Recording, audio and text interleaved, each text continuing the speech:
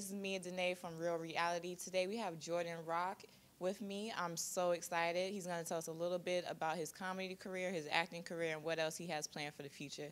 So thank you so much for being here with us. Thank you for having me. So I kind of wanted to start off like, was comedy always a dream of yours? Did you always know you were going to be in comedy? I didn't always know I was gonna be in comedy. My first goal of mine, like the first career I really wanted to be like a part of, I really wanted to be a professional wrestler. With like originally, Really? Okay. yeah, I used to tell everybody that I knew I wanted to be an entertainer, but at first I was like, yo, I'm gonna be like Stone Cold. Okay, so that was your go-to man, Stone Cold, not The Rock? Yeah, I like Stone Cold originally, and not it's like after a while, The Rock was cool, but like Stone Cold was the original dude. All right, I feel you. Okay, so when did you kind of feel like comedy is something I want to do? I started thinking like comedy when I got into like middle school. I got to middle school and I got a cable box in my room that had all the HBO channels. So I got to watch HBO comedy, and I watch HBO comedy like all the time and Comic View all the time. And then I got to that age where I was like, you're 16, you're 17, you want to say stuff, you think you have an opinion, and everybody's like, no, that's not a valid opinion. And I just started going to open mics just wanting to talk. Okay, cool. So, so did I know your whole family is in comedy? Did your brothers have like a big influence on you? Just like go do it, you should do that. Oh yeah, my brothers had a real big influence on me. Like I remember I went to Florida with my brother Tone one time, and he got paid after working, and he was like, "Yo, man, you see this money? These crackers is giving away money. You better start telling jokes." So I was like, "Yeah, I'm gonna do that." That's funny. So, what were kind of the goals you set for yourself once you realized, I want to do comedy? What were you expecting of yourself? To not suck. I just really wanted to not suck. Like that's what I wrote. Every time I got on stage, I just tried not to not suck. I used to think like I used to have like these dreams that like, oh man, I'm gonna kill shit, but I'm gonna be the biggest thing in like 22 until I turn 22, and I'm just cool in that. Yeah. So now I'm just like, yeah, I just want to pay my rent and not suck. All right. So for you, what is like knowing that you don't suck? Like you go to a show and what people applaud, then you know you don't suck, or what is that standard for you? When I do a show in Brooklyn and I leave with my sneakers. I'm Okay. like, yeah. So that's the harshest audience, Brooklyn, right there. Just black people in general. Black people, they're honest audience members. Like they're like, if it's not funny, they won't laugh. Like some people are generous, but you go to like the outer boroughs and they're stone faced sometimes.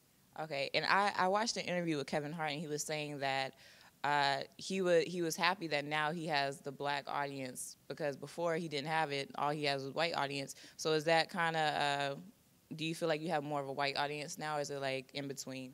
I feel like I'm in between. I'm dancing on both sides right now. I haven't really, nobody's fully accepted me yet. So I feel like I'm in the middle. I feel like I can get, a white kid from Connecticut, or I can get like a black dude from Miami to listen. All right, so for up and coming comedians that are trying to get into the industry, what's something that you can tell them to get better, not just to how to make it, but how to actually perfect their craft? I would say you just gotta come out every night. You gotta come out every night. You gotta network. You gotta just be nice. You gotta be. That's the biggest thing. You gotta be somebody that people want to work with. Uh, don't act like anybody owes you anything. Just always be looking for new ways to brand yourself. You should work in your own bubble and stay self-motivated. Great advice. I think that's great advice because the first thing when I came to New York, I just felt like, I'm gonna make it. I got this college degree, I got all this experience, like everybody's gonna be calling me, and that's not the reality. Like when you get out here, like people will slam the door in your face, but you definitely have to know how to network. You have to be nice, humble. People like to be around people they like. Yeah. So I think that's great advice. Thank you for that. Do you prefer acting more than stand-up comedy? Oh no. Comedy's all you by yourself. When you're an actor, you have things to like lean off of, kinda. It's like somebody else may have like you may be like the dude that has the punch in the scene, but somebody else has the whole setup. It's like so many different factors that go into acting that aren't on stage. Like when you're on stage, you're completely in the moment. So if something goes on in that side of the room, you can be like, hey, some shit happened. If you're acting, you gotta stick. You're playing somebody else. Yeah. Like that's the thing. You're not you when you're acting. You're completely another character. When I'm on stage, I'm 100% me. Okay, because you know when you're acting, it's not your jokes. You can't improv like you want to. You can't just react off of the other actors because You gotta stick to the script. Yeah, you're getting paid to do somebody else's script. With that being said, do you feel like you want to progress and become this big comedic actor, kind of like a Kevin Hart now? You know what I would want to do? I would love to act. I want to act. I want to get into that realm of film and everything. But I want to probably just write a lot. I want to be a writer, cause that's where everything is. You know, like you can help somebody. I want to help somebody pop as then be the dude like sucking it all up. I want to be the dude behind the dude that's like, yeah, I wrote that joke. That's actually me right there. What's the best advice you've gotten so far? The best advice I ever got in my life, when I was starting to do comedy, my brother sat me down and he said, hey, there's no Lil Wayne's of comedy. There's no Lil Wayne's of comedy. And for years, he just said that to me, just let it sit with me. I had no idea what that meant. But every time somebody would be like, what's the advice that your brother gave me? He told me there's no Lil Wayne of comedy. I don't know what that means. Oh, you still don't? No, I found out what it means. It's like probably like last year, a comic came up to me and he was like, yo, I gotta start writing my jokes down. I can't just Lil Wayne it no more. Oh. And it's like Lil Wayne doesn't write, so he was just telling me to write. There's no young black comedians that don't write that get places, so you just gotta write. All right. Can you tell me a little bit about Totally Biased, how it was just working with Kamau Bell, excuse me, how that was being on set?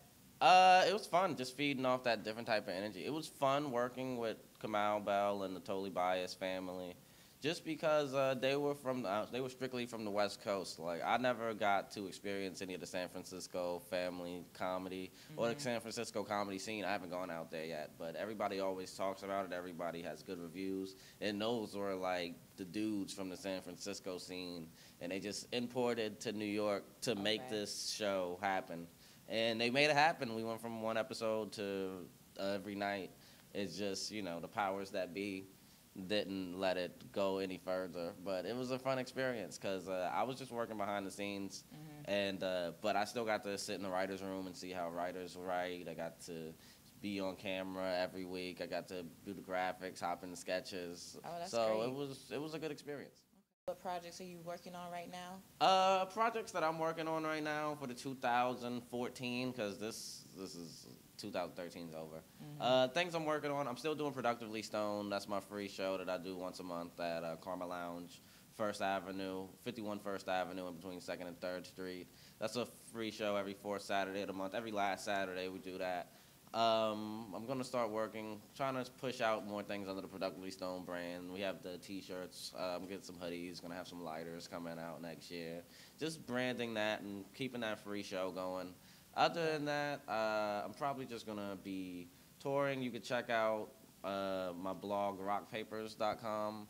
You can check out my Twitter, my Instagram. I'm also posting on a new blog called imwavy.com. I'm Wavy, WAVEY. What's that about? It's a friend of mine. He started a new blog site, trying to just highlight underground artists and just hip hop in a different way, like from a comedic tone. It's run by another comedian friend of mine called Sam Davidoff, and we're just gonna blog under that. Okay, cool. I'mWavy.com. Yep. All right, y'all check that out. All right, well, good luck with everything. I thank you so much for being with us, Real Reality. Thank you. All right, so you guys catch us next time. God bless. We'll see you later.